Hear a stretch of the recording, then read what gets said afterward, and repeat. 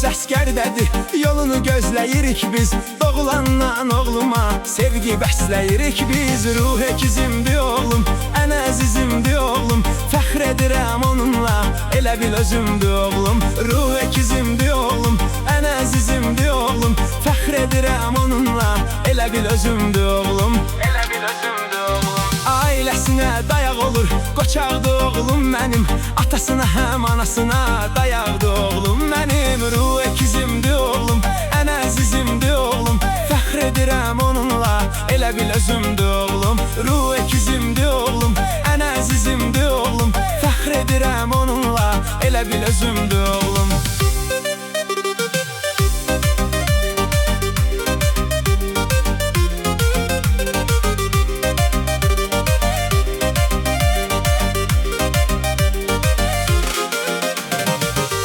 Söz vermişəm, bitirsin universiteti. Ona hədiyələr alacağım, gözəl olsun niyyəti. Ruh əkizimdir oğlum, ən əzizimdir oğlum. Fəxr edirəm onunla, elə bil özümdür oğlum. Ruh əkizimdir oğlum, ən əzizimdir oğlum. Fəxr edirəm onunla, elə bil özümdür oğlum.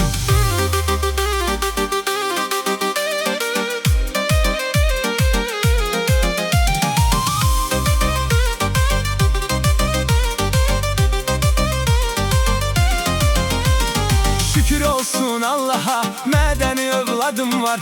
Dünyada oğlum ilə ləzzətim var, dadım var. Ruh əkizimdir oğlum, ən əzizimdir oğlum. Fəxr edirəm onunla, elə bil özüm